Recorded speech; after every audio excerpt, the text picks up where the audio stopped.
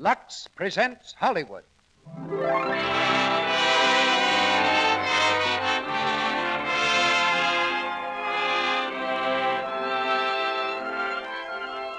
Luxradiotheatre brings you Laurence Olivier and Edna Best in Goodbye, Mr. Chips. And as a special guest, Mr. James Hilton, author of our play. Ladies and gentlemen, your producer, Mr. Cecil B. DeMille.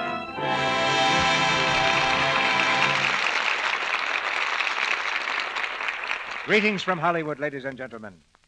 Thanksgiving comes but twice a year. Some of us will carve our turkeys this coming Thursday. Others will celebrate November 30th. I don't think the date matters very much. Canada celebrates Thanksgiving at still another time. Perhaps we really need more than one Thanksgiving Day to cover all the things we have to be thankful for. Freedom above all. Peace, good health, and those we love. Apropos of Thanksgiving, the Luxradiotheatre has received a letter which we value highly for its friendly spirit. It says in part, in addition to the big things in life, I'm thankful for many smaller things which add to the joy of living. Among these is the Luxradiotheatre, which is a highlight of the week for our family. And another highlight which helps us in many ways every day in the year is Lux Flakes. So here's wishing you and the Luxradiotheatre and Lux Flakes many happy Thanksgivings to come. We appreciate Mrs. J.J. Carter's gracious letter. And tonight, we're also grateful to Mr. James Hilton that stories like Goodbye, Mr. Chips are still being written. In my opinion, Chips is one of the most engaging characters in literature since Dickens. I was particularly delighted with the success of the picture because it was directed by my assistant director of Silent Picture Days, Sam Wood. Our cast tonight is headed by two stars who are making their first appearance in the Luxradiotheatre, Laurence Olivier and Edna Best. Mr. Olivier is an actor who refuses to take his stardom very seriously, and that makes him an ideal Mr. Chips. When Laurence Olivier learned that in the Hollywood idiom he was considered terrific in Wuthering Heights, his answer was, I wonder how I did it. As Catherine, we have Miss Edna Best, distinguished star of the London and New York stage. Miss Best is in Hollywood for the RKO picture, Swiss Family Robinson. Now we pay a visit to the peaceful quadrangle of Brookfield School, where, during the past few hundred years, many thousands of boys have investigated the mysteries of Latin grammar. And we pay a visit to a gentleman who is a tradition at Brookfield, a certain Mr. Chipping, commonly called Chips. The curtain goes up on the first act of Goodbye, Mr. Chips, starring Laurence Olivier in the title role and Edna Best as Catherine.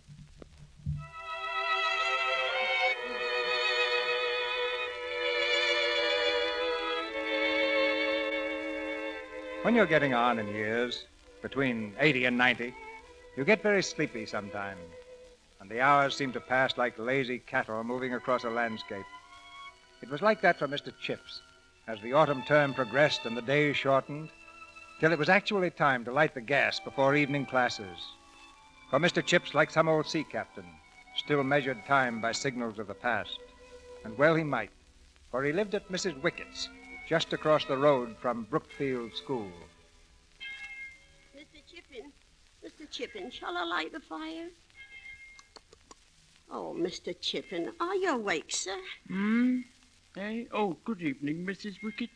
Is that the bell for call-over? Yes, it is, sir. Well, I'd best stir up a fire. Thank you. And you might bring me a cup of tea before prep, will you? The tea's right there, an old pot of it, sir. Oh, so it is. And the cake, Mrs. Wickett. You didn't forget the cake, did you? There's a walnut cake, if you'll only take the trouble to look, sir. Oh, yes. Thank you, Mrs. Wickett. You're expecting the boys in, sir? No. I've learned never to expect anything, Mrs. Wickett. I always make a point of being taken completely by surprise. Well, I'd a mind to go visiting this evening, sir. Had you? Well, run along. I'm quite old enough to take care of myself. Very well, sir. Good evening. Good evening, Mrs. Wickett. Mrs. Wickett, the door. Mrs. Wickett. Oh, well, never mind. Do it myself. Well, hello. Please, sir, does Mr. Chips live here? Mr. Chips? Yes, he does. In fact, you're looking at him. Oh. Well, what can I do for you? I was told you wanted me, sir. And who told you that? The boys, sir. They said go over to Mr. Chips and ring the bell and tell him he wants to see you. I see. I see. Well, you better come inside. Now, sit down. Thank you, sir. The boys were quite right, you know. I did want to see you. I wanted you to have some tea with me. Oh, thank you, sir. I haven't seen you before. How's that? I've only just come out of the sanatorium, sir. Huh? I've been there since the beginning of the term. Measles, sir. Ah, yes. Well, that accounts for it. Tell me, what's the name? Linford, sir. Tell me, Linford, what do you think of Brookfield? So far, I mean. Well, sir, I'm not quite sure yet. I know. But you'll like it when you get used to it. Just now, you're a bit afraid of it, eh? Well, yes, sir. Yes, so was I at first. But that was a long time ago. 63 years, to be precise. Yes, when I first went into Big Hall and saw all those boys, I tell you, I was quite scared. But it didn't last long. I soon made myself at home, so will you. Were there a lot of other new boys that term, sir? Eh? But bless my soul, I wasn't a boy at all. I was a man. A young man of 22. A master. Oh. But, sir, Yes, if you were 22 then, yes. you must be very old now, sir. Well, I'm certainly no chicken. Yes, when I came to Brookfield in 1870, the place was just the same then as it is now. Even the names of the boys were the same. Ainsworth, Atwood, Avonmore, Babcock, Baggs, Barnard, Bassenthwaite. Almost the same. Old Mr. Weatherby was head then. Fine man, fine man. I'm probably the only man in the world who remembers old Weatherby. And the boy. I remember them all. 63 years ago, Linford. And I can still hear their names as they call them off before the class in. Ainsworth, Atwood, Avonmore, Babcock, Baggs, Barnard, Bassenthwaite, Batterby. Mr. Chips, sir. Mr. Chips, sir. Are you asleep, sir? Shall I go now, sir? Mr. Chips, sir. Mr. Chips. Avonmore. Babcock. Bag. Barnard. Bassenthwaite. Batterby. Bickle. Pardon me, sir. Are you Mr. Chipping, the new master? Yes, I am. The head would like to see you in his study. Thank you.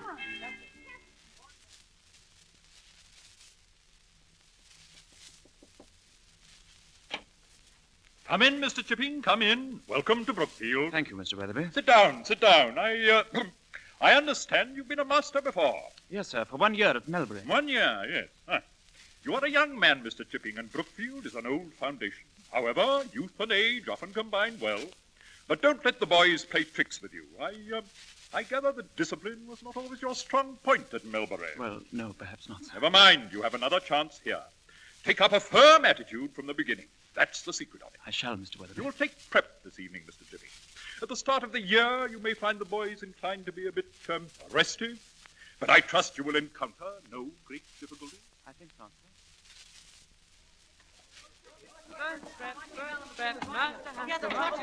I say, who's taking prep? Bagley, I hear. He is not. He's the new master, Chipping. Chipping? What's he like? Stuff it. Careful, you chaps. Here he is. Good evening. As you know, this is a period of quiet study. You may busy yourselves in any way you wish. Oh, thank you, sir. Quiet, please. Please, sir, what is your name? My name is Mr. Chipping. Did you say Chip, sir? I said Chipping. Thank you, Mr. Chippings. You there in the second row, you with the red hair. Did you drop that desk lid? Yes, sir. What's your name? Holly, sir. Very well, Collie. You have 100 lines. 100 lines, sir. Did you hear me, Collie? But 100 lines, sir. All I did was to drop... Did you hear me, Collie? Yes, sir.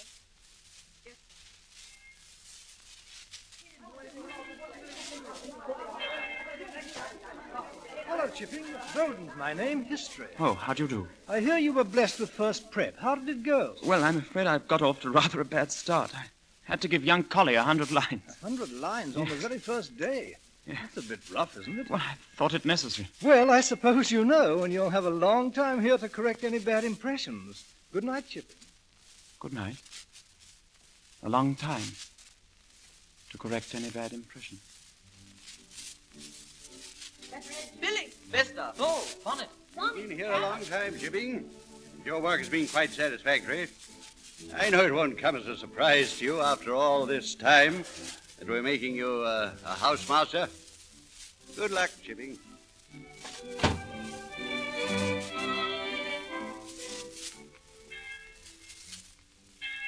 I say, Chipping, going my way, old man? I believe so. Good. Well, another term ended, eh? Where are you going for the summer? I hadn't thought, Bowden. Perhaps up to the Lake District. Very nice. Oh, by the way, congratulations, Chipping. Hmm? You've been made a housemaster, haven't you? Oh, yes.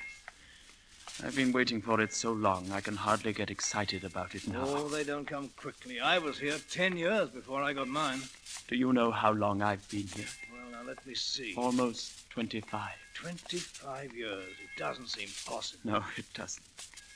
You know, when I first came, I had some fine dreams. I thought, what a wonderful thing it would be to be headmaster of a school like Brookfield. Well, youth is entitled to dreams. Chipping, you've really done a fine job here. I can't understand why promotion has been so slow for you. I've often wondered... Have you heard the news? What news? The new housemaster. Know who it is? Old Chips. Chips? No. I say, that's my house. Bad break for you, old man. Chips, you suppose I could move?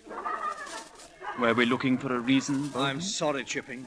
Heartless little beggars. No, it isn't their fault. I suppose I just don't understand them the way you chaps do. Oh, nonsense. Well, here's where I turn off, old man. You'll write me from the lakes, eh? Hmm? Oh, of course. Are you going to do any mountain climbing? Climbing? Yes, I expect so. I've always wanted to try old Stony. Fine. Well, good luck, and be careful up there. I will.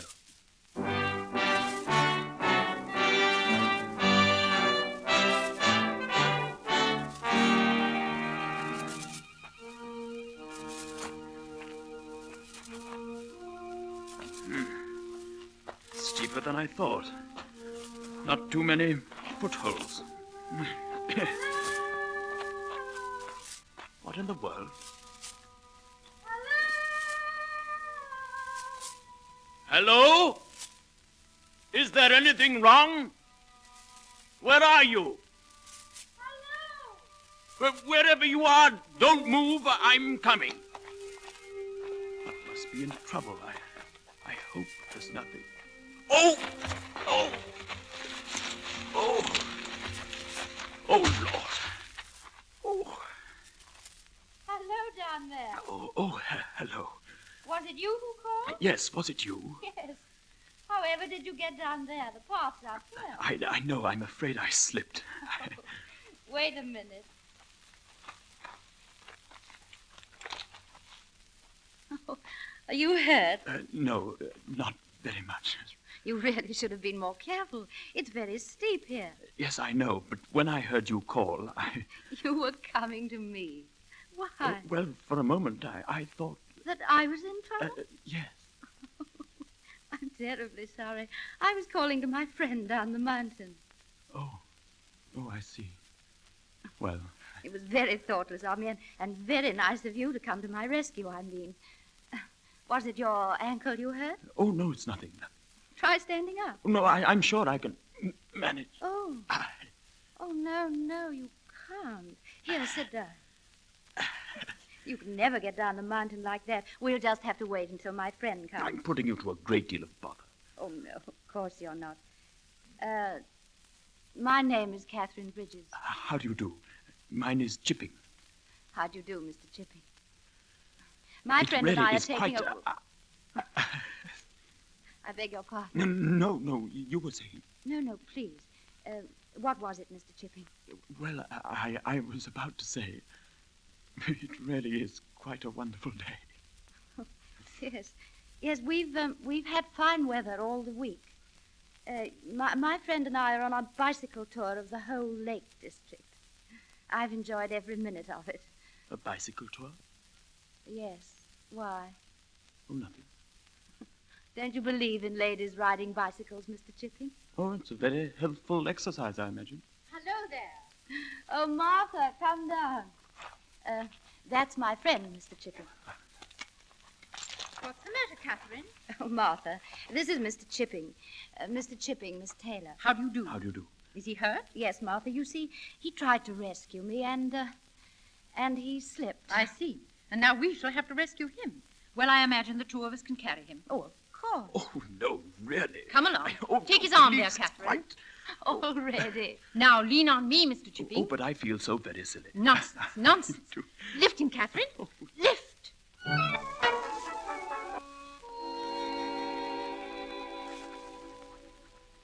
And she has come to see me every day since the accident.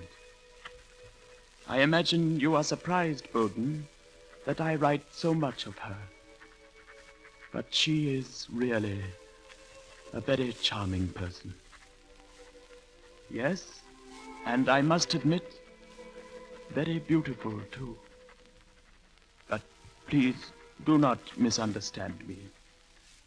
She is far too charming and far too beautiful for me.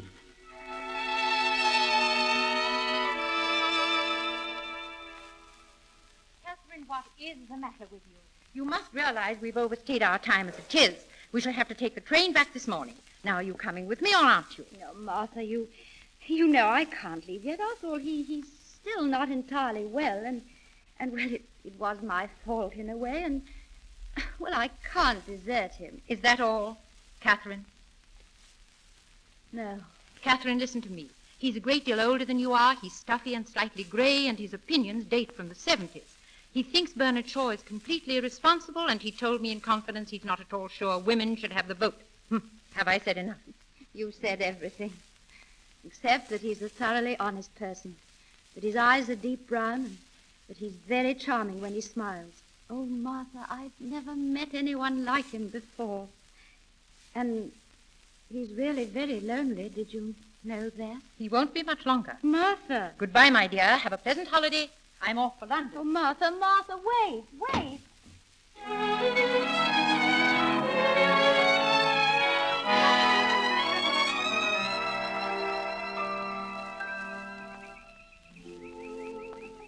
And they call you Chips. Yes. But never to my face, of course. I'm so glad you are what you are. I was afraid when I first met you that you were a lawyer or a dentist or a man with a big cotton business in Manchester. But schoolmastering's so different, so important, don't you think? To be influencing those who are to grow up and matter to the world. It's rather thrilling. I hadn't thought of it like that. But I do my best. That's all anyone can do in any job. Yes, of course. I love you for saying simple things like that. Catherine, I really must tell you something in all fairness.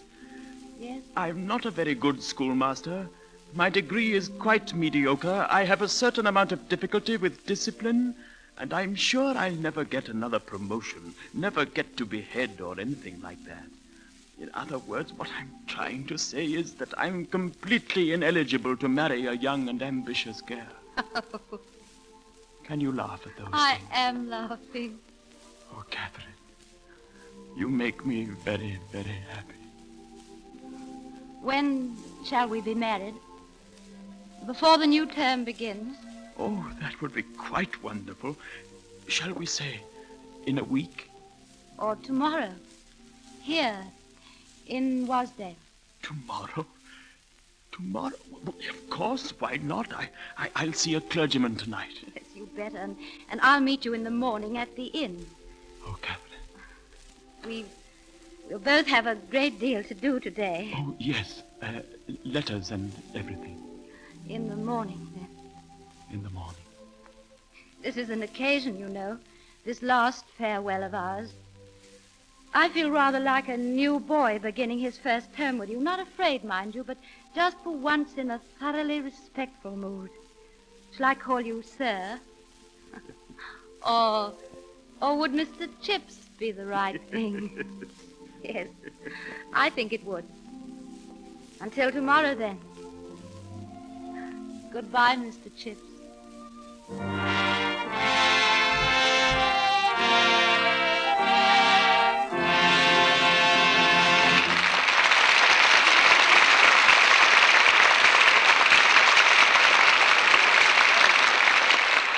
The curtain falls on Act 1 of Goodbye, Mr. Chips, and life seems to have taken on a new meaning for the quiet schoolmaster.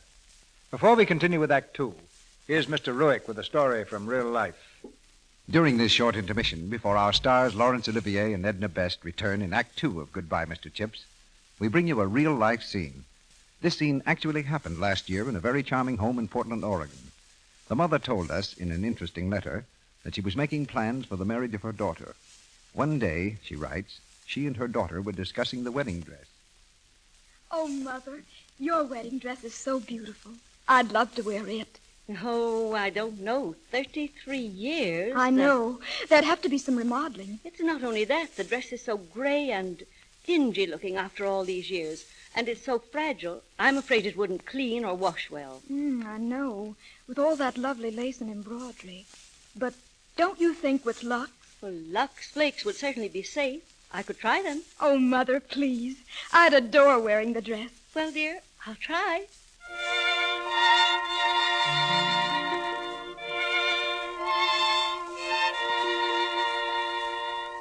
And so she washed the dress in mild Lux suds. And the next day... Come here, dear, and look at the dress. Oh, Mother, darling, it's beautiful. It looks just wonderful. Oh, you darling. Thanks a million. Oh, don't thank me. Thank Lux Flakes. They did a wonderful job. I'll say they did. And they're going to have the place of honor in my new home. Why, they've given me my wedding dress. That's a true story. The sort of thing that happens in homes all over the country. Women know they can depend on Lux. They call on Lux because they know they can trust it. They use it every day for their dresses, sweaters, stockings, and underthings. Lux Flakes are so mild, so pure, they won't harm anything safe in plain water. There's no harmful alkali to fade or streak colors or hurt sensitive fibers.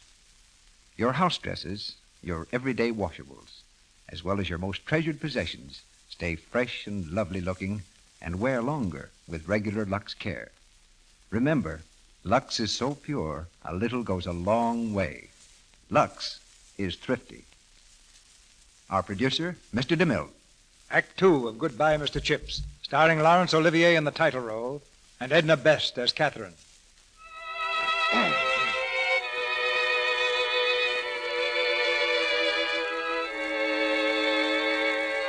Sitting by the fire in his comfortable room, old Mr. Chips dreams on. Dreams of a day long ago, a time of great and overwhelming happiness. For his marriage was a triumphant success, and Catherine conquered Brookfield as she'd already conquered one of its masters.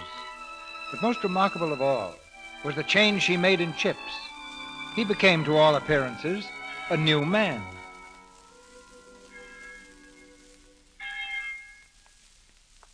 Well, you've done it, Catherine. They're quite mad about you. Oh, Chips, what are you talking The about? head, the masters, the boys, everyone, they're all in love with you just as I am. Chips, you know everyone's been so wonderful. I was horribly afraid for a while that I might not fit in. I wanted to so much. You've been here 2 weeks, and you're more a part of Brookfield than I am. Evening, Mr. Chippy. Oh, good evening. Evening, sir. Evening. Good evening, Mrs. Chippy. Hello, boys. How did the match go today? Oh, we Very won. well, I thank told you. you we You would. really should watch us, ma'am. I'll have to come down and watch you tomorrow. Thank you, Good Mrs. night, ma'am. Chippy. It's 4 o'clock tomorrow. I'll be there. See what I mean? They'd never have spoken if you hadn't been with me. Oh, Chips, must you be so formal with them? Formal? Well, relax a little, joke a little. You know they'll like you ever so much better. I've often wished I could. Oh, you try it and see. You've got a wonderful sense of humor, Chips. I have? Of course. Didn't you know? I don't believe I ever thought.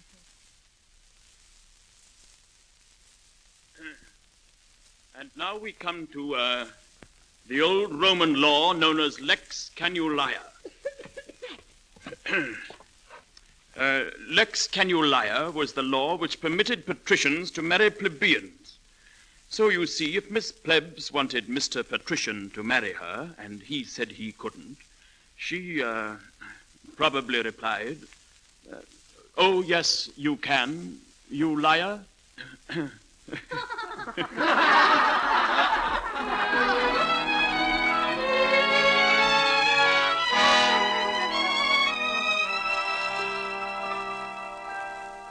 Question.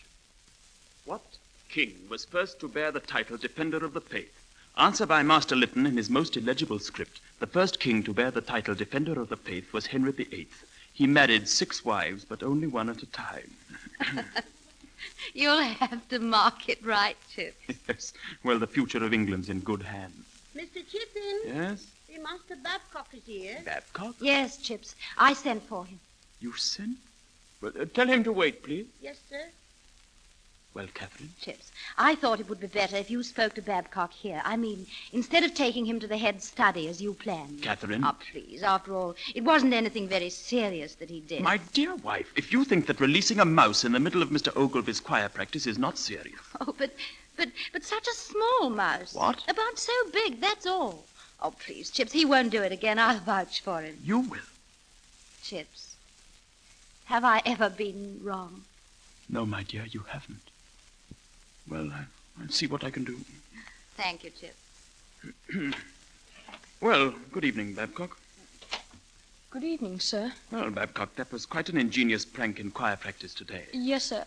I mean, no, sir. Why did you do it? Well, sir, I had the mouse there and... You just thought you'd let him go, eh? Well, it's against the rules to keep it, sir. Yes. Well, tell me, Babcock, can you think of any reason why I shouldn't take you to the head? No, sir, except... Except what? It was a very small mouse, sir. Oh, I see. Were you here earlier this afternoon? Yes, sir. I thought you were. Well, that's all, Babcock. You mean I can go, sir? Well, in view of the fact that the mouse was... Oh, get out, Babcock, get out, for goodness sake. Yes, sir. Thank you very much, sir. Good night, sir. Good night, good night. Chips, Yes, you let him go, didn't you? yes. Because it was a small mouse. Heaven knows, Catherine, what kind of discipline I'll have from now on. Oh, better, Chips. Much better. You wait and see. Perhaps. You know, you must be very kind and very understanding with the boys now. You never can tell. Your own son might let a mouse go at choir practice someday. My son? Never. Well, mine might. Yes, he probably would. He'll be very much like you. He'll be honest and kind. And he'll make people happy wherever he goes. Oh, Chip. When he comes, we must be very careful to bring him up just right, mustn't we? Very careful. I have such wonderful plans. He'll go to Brookfield, of course. Of course. And he'll probably play cricket and soccer. Captain of cricket, I think, don't you? Oh, yes. Yes.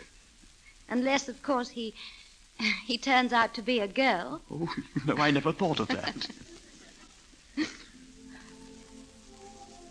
Catherine, are you ever afraid Afraid, Chips? that all the wonderful things that have happened aren't quite real? I know what you mean. I know they've never happened before, just like this.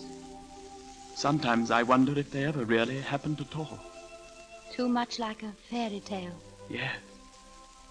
Always found it rather difficult to believe in fairy tales. Oh, but you must believe.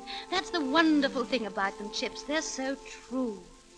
And perhaps a long, long time from now, when we are quite forgotten, there'll be another story told of 2 people who wandered alone on a mountainside.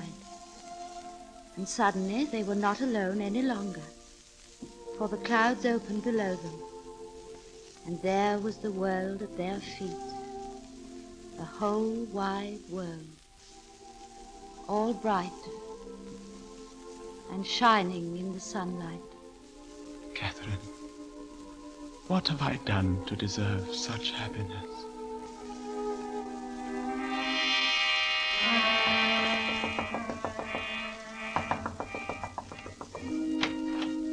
Yes? Oh, Doctor, can you come at once? sir.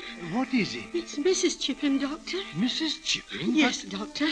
Mr. Chipping's very worried. He asked if you would please come right away. Of course. I'll get my things.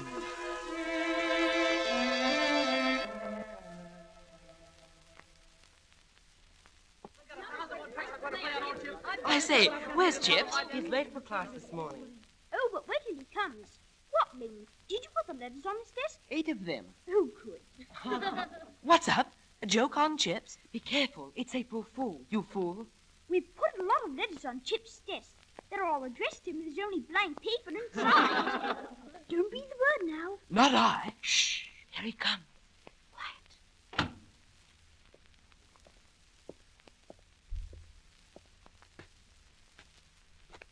Oh, Mr. Chipping, sir, there are a lot of letters for you. Stop it, Bags. He'll hear you. I can't help it. Look, he's opening.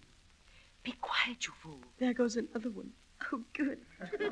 I say, look at his face. Look at his face. What do the letters say, sir? Please, sir, are they very important? April Fool, sir! April Fool! I say, doesn't he like the joke? What's the matter with him? I don't know. Do you suppose he's angry? He doesn't look angry. Then why doesn't he say something? Why doesn't he laugh?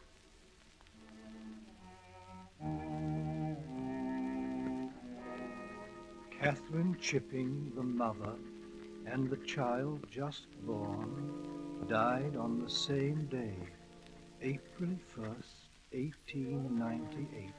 You know how we feel, Chipping. How the whole school feels. Just try to keep going, old man. Time will help you. Time and your work.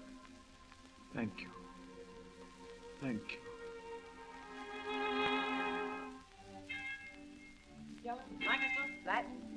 Stanford. That's the quad. And over there's Big Hall. It's nice of you to show me around. Oh, we always show the new boys around. Oh, look.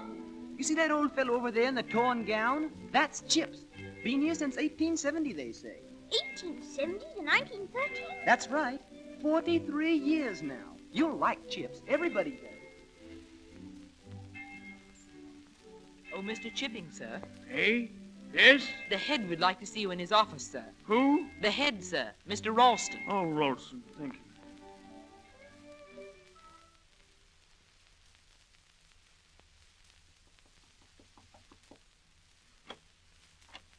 Oh, come in, Mr. Chipping, come in. Boy said you wanted to see me. Yes, sit down, will you? Well, sir? Mr. Chipping, how long have you been here? 43 years. Yes, I thought it was about that. Have you ever thought that you might like to retire? Retire? No, I can't say I have thought about it yet. Well, Mr. Chipping, the suggestion is there for you to consider. But I don't want to retire. I don't need to consider it. Nevertheless, I suggest that you do. And I suggest I don't see why I should. Well, in that case, Mr. Chipping, things are going to be a little difficult. Difficult? Why difficult? Well, since you forced me to use plain words, Mr. Chipping, you shall have them. For some time past, you haven't been pulling your weight here. Your methods of teaching are slack and old-fashioned. Your personal habits are slovenly. And you ignore my instructions in a way which in a younger man I should regard as rank insubordination. But did you say slovenly? Yes. Now look at that master's gown you're wearing. I happen to know that torn and shredded gown is a subject of continual amusement throughout the school. Is it? You also said something about insubordination, I believe. Yes.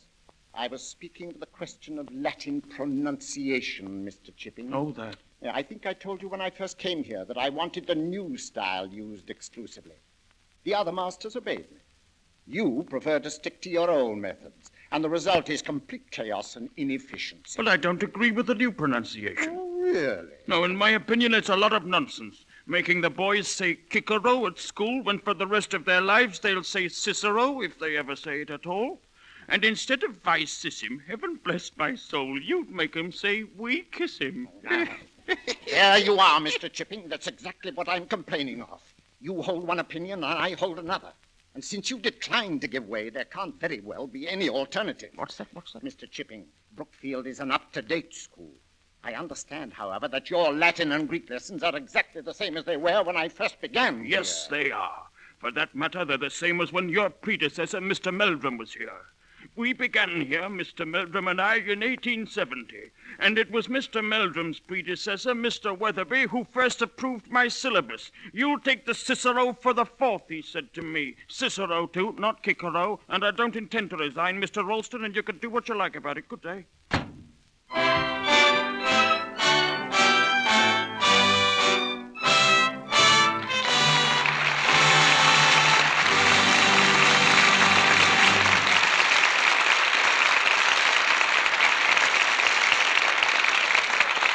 That was Act 2 of our play. I don't think Mr. Chips is going to be an easy man to fire. In the intermission before Act 3, here's a little presentation of a picture in sound. Before Mr. DeMille brings us Act 3, he has as our guest the author of our play. But first, let's take time enough to make a demonstration of special interest to housewives. We're going to give you a sound picture of what happens when you put Lux Flakes into your dishpan. First, you pour in a few flakes.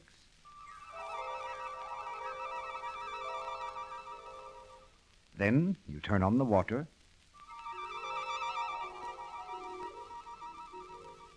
And almost at once, the flakes melt into a soft, frothy mass of bubbles. Listen to them. By actual test, Lux dissolves into suds 4 times as fast as old-fashioned cake soaps. Now listen to those bubbles again. Can you picture them? A panful of rich, active suds that make short work of grease and grime. They leave your dishes sparkling in almost no time. And while you're working, Lux is ever so kind to your hands. There's no harmful alkali to bite and sting your hands the way harsh soaps do. Lux is as mild as the finest toilet soaps. It helps your hands stay soft and smooth. And you want hands like that, I know. So try Lux for your dishes. It's so inexpensive. About a penny's worth of Lux does your dishes for a whole day. You need a little more in hard water. Buy the thrifty large box of Lux Flakes tomorrow. We pause now for station identification. This is the Columbia Broadcasting System.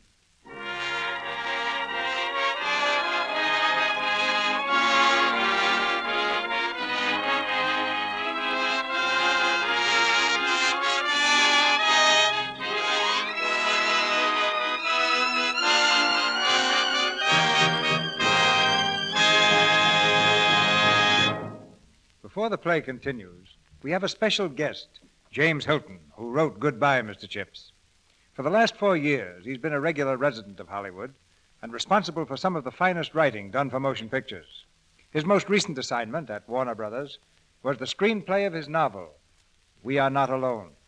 And so, without further explanation, I'll introduce one of Hollywood's most interesting people, James Hilton. And you'll probably decide that he can't live up to such a very flattering introduction.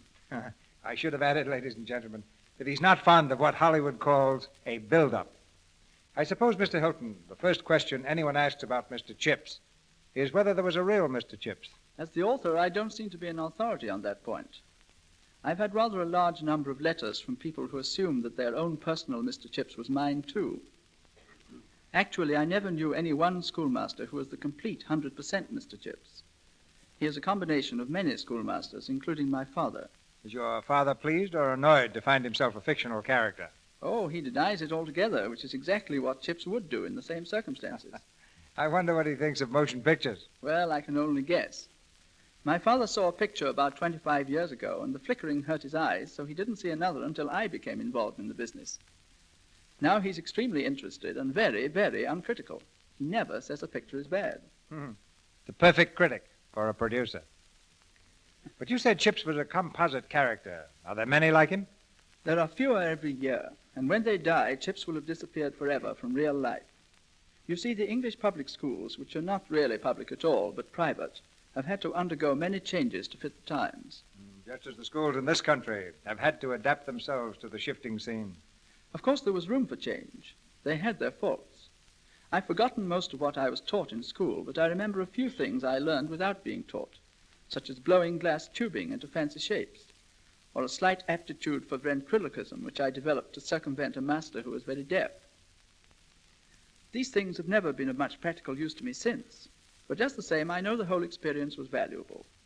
Any boy that comes under the influence of a Mr. Chips usually turns out to be a better citizen. That's why I'm sorry to see his type disappear, even though I know it's inevitable. And it's inevitable that the third act follows the second act, so I'll make my way for Mr. Chips now. You couldn't make way for a better man, Mr. Hilton. We continue with Goodbye, Mr. Chips.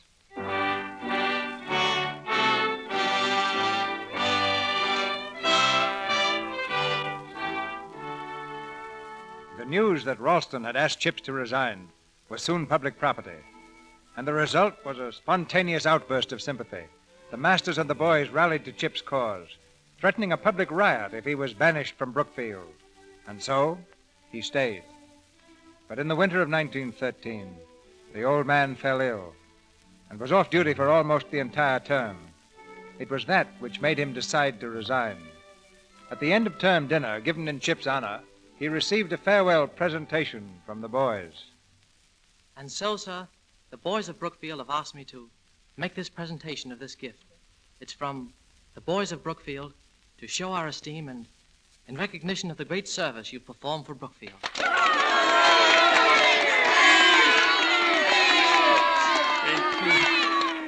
Thank you. I'm afraid young Mr. Colley here has been guilty of an exaggeration in speaking of my services to Brookfield. But then, of course, he comes from an exaggerating family. I remember once having to thrash his father for it. I gave him a 1 mark for Latin, and he exaggerated it into a 7. I have been at Brookfield for almost 44 years, and I have been very happy here. It has been my life. O my high praeteritos referat si Jupiter annos. I need not, of course, translate. I remember very many things about Brookfield, so many things that I've often thought I ought to write a book. Now, what shall I call it, I wonder? Memories of Rod and Line. Well, perhaps I shall write it someday. But of all the things I remember, the things I remember best are your faces. I never forget them. I have thousands of faces in my mind, the faces of boys. And if you come to see me in the years to come, as I hope you will, and if I don't seem to recognize you, you'll probably say to yourself, the old boy doesn't remember me. But I do remember you, as you are now. That's the point. In my mind, you never grow up at all. Never. Well, I mustn't go on all night. I shall be living just across the road at Mrs. Wickett's. Think of me sometimes, as I shall certainly think of you. Hec olim meminisi juvabit. Again, I need not translate.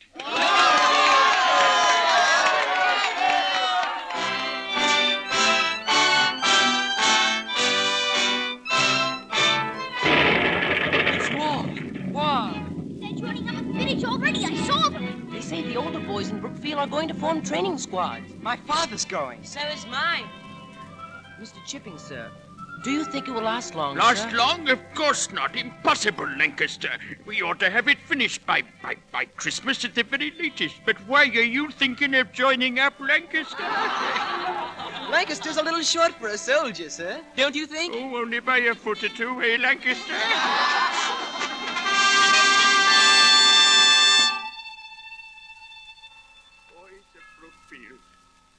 Who have given their lives for their country.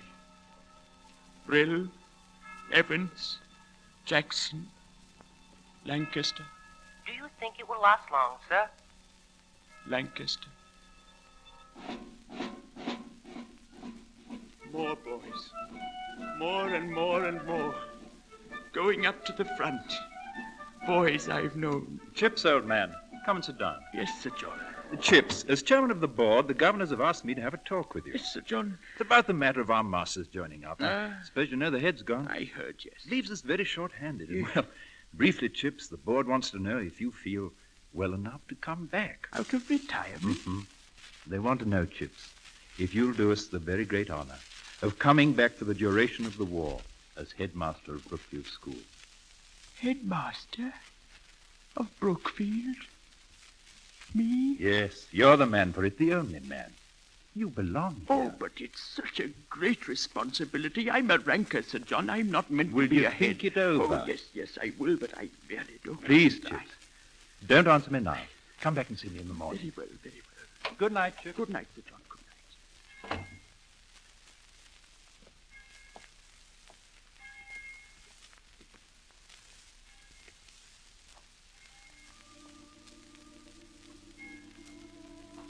Headmaster? Head of Brookfield?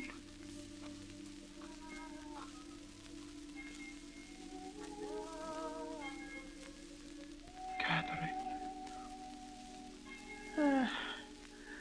I must be getting very old. Very old. Chips, dear. You know I'm here, don't you? You can't hear me, not really. But you know that I'm here in your heart. It's been such a long time since I've come to you. For it's only when you need me that I can come. Catherine. Such a great honor, Chip. Headmaster of Brookfield. Do you remember the day you told me you would never be head?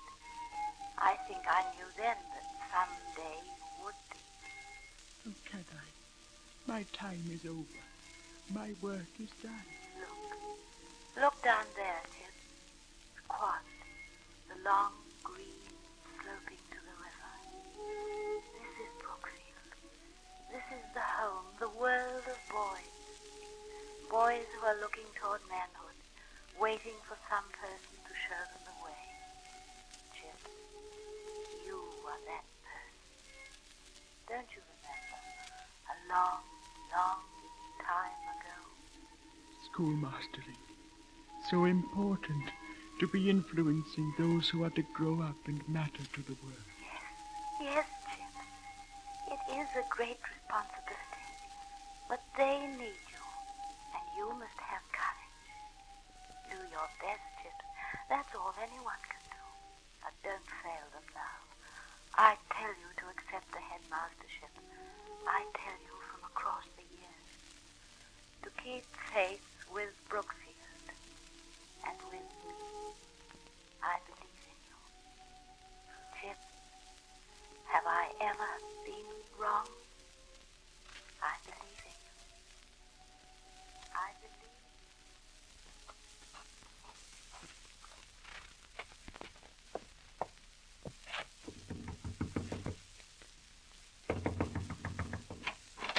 Hello, Chips. Back so soon?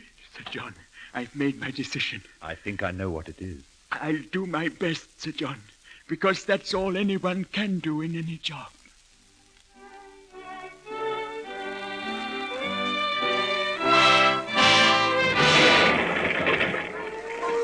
Mr. Chip, sir, it's an air raid. Air raid. Quiet, please.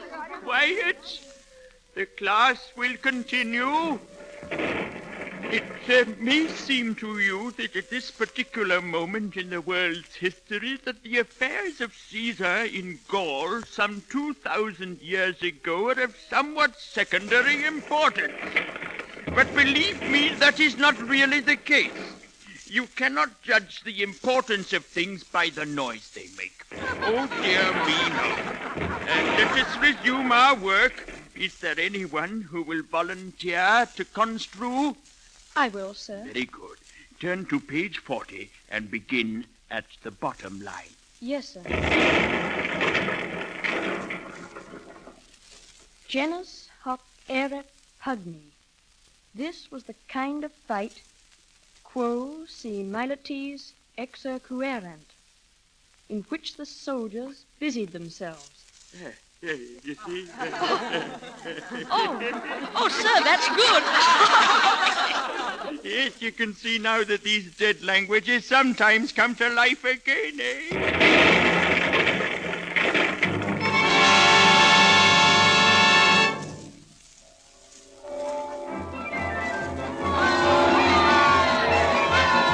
The armistice, they've declared peace.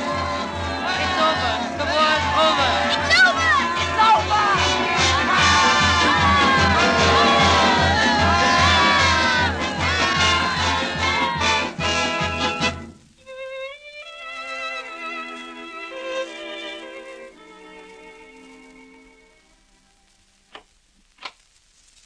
Oh, come in, Doctor, come in.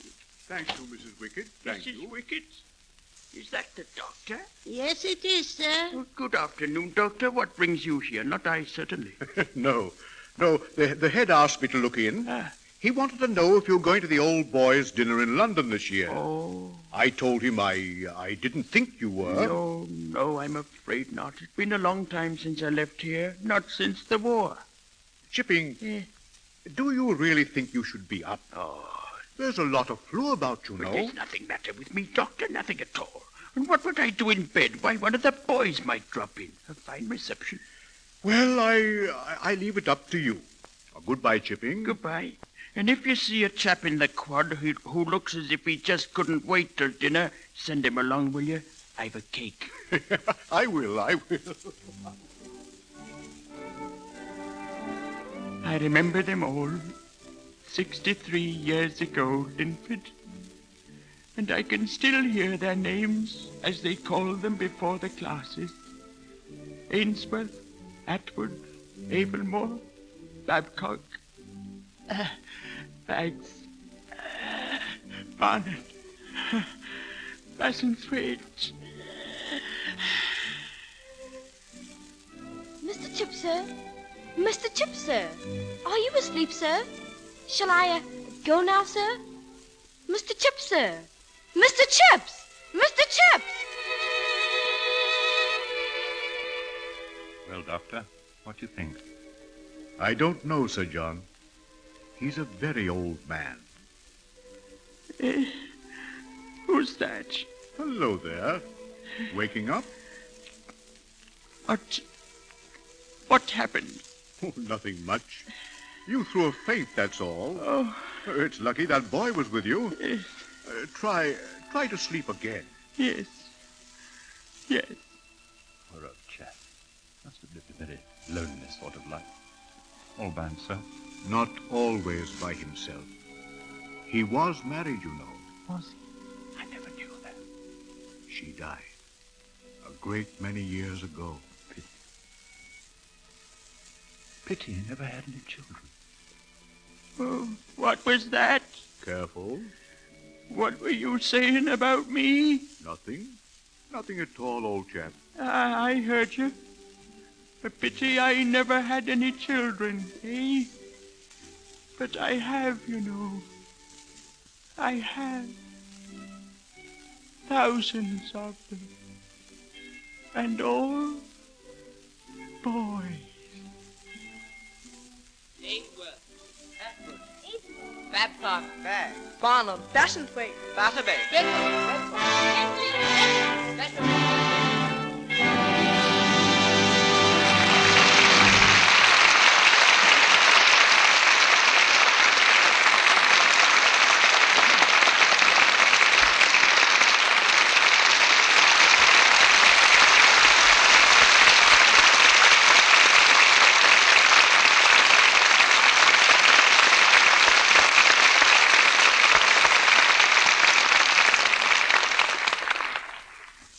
Before our stars return for their curtain call, I want to present Miss Libby Collins, who ferrets out news behind the scenes here in Hollywood. What have you for us tonight, Libby? 2 or 3 fascinating things about the stocking habits of some of the Hollywood stars. For example, do you know that Kitty Carlisle rinses her stockings in perfume instead of water? Well, she walks in beauty. What else, Libby? Well, Jane Wyman uses adhesive tape instead of garters to hold up her stockings. A cute idea is to cut the tape into little designs, like hearts or clubs or your zodiac sign. And here's one item that's a little closer to home.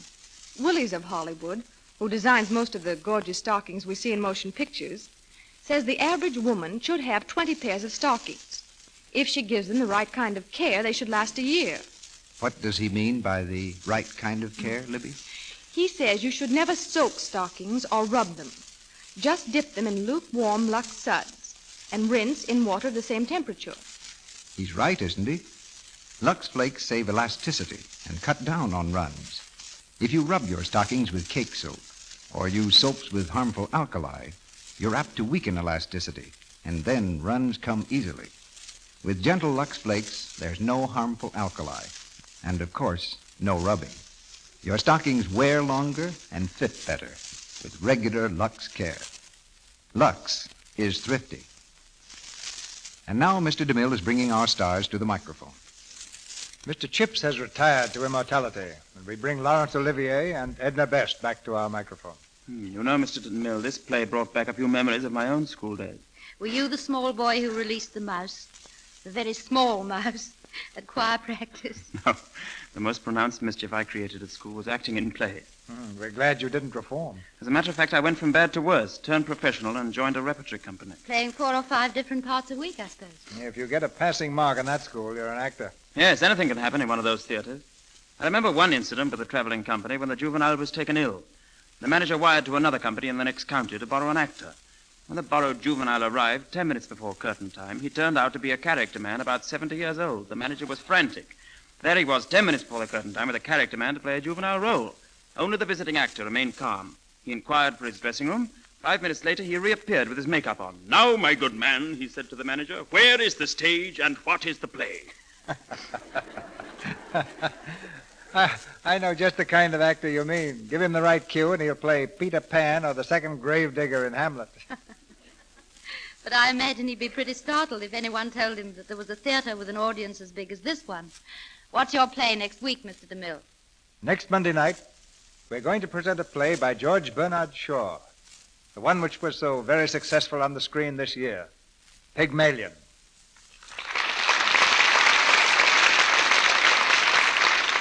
And our stars will be Jean Arthur and Brian Aherne. Pygmalion is the story of an unromantic gentleman of learning who trains a Cockney girl to impersonate a duchess, an experiment which produces startling and romantic results. That sounds like a grand show. Jean Arthur and Brian Aherne in Pygmalion. I'm anxious to hear it. Good night.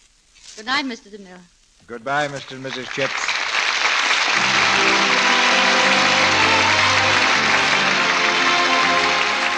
Our sponsors, the makers of Lux Flakes, join me in inviting you to be with us again next Monday night when the Luxradiotheatre presents Jean Arthur and Brian Aherne in Pygmalion. This is Cecil B. DeMille saying good night to you from Hollywood.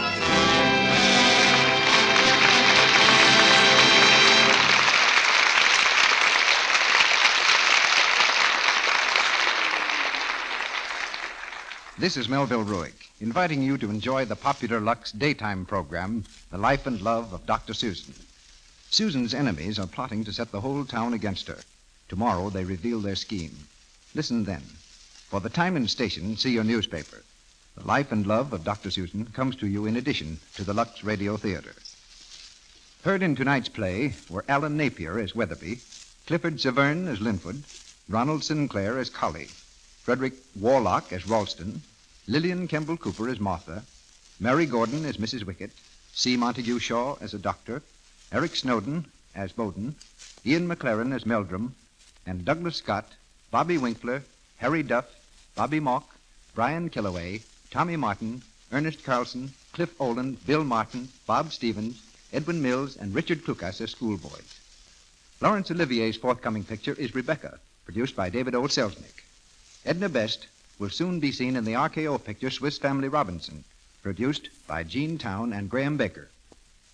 Our music was directed by Louis Silvers.